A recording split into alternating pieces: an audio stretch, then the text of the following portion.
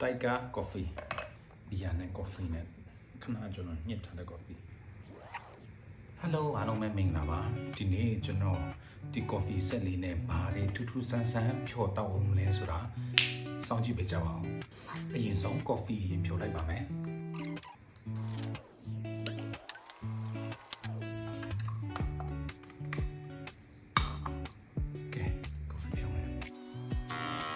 Coffee ဖြော်နေကျွန်တော်စမ်းနော်ကဲလာပြီရေကလေးပြီးရင်ကျွန်တော်တို့ Tiger Coffee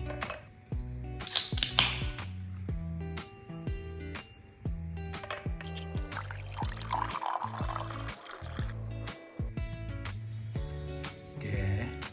ဘီယာနဲ့ coffee နဲ့ခဏကျွန်တော်ညှစ်ထားတဲ့ coffee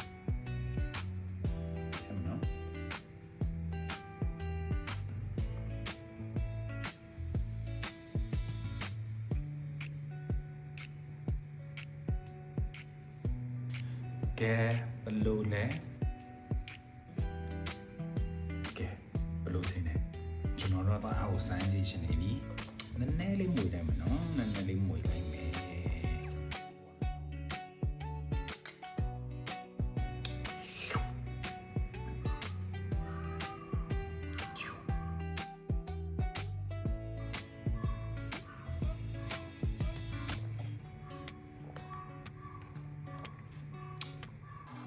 အရာဒါဘယ်လိုပြောရမလဲဆိုတော့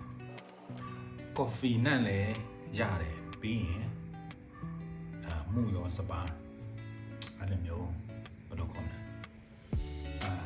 ဘီယာနဲ့ကိုကျွန်တော်ပုံမှန်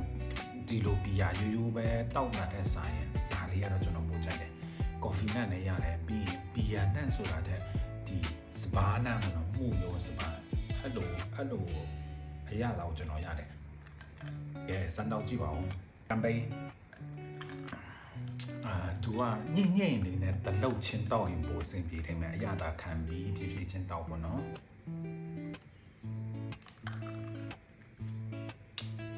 တော်မိုက်တယ်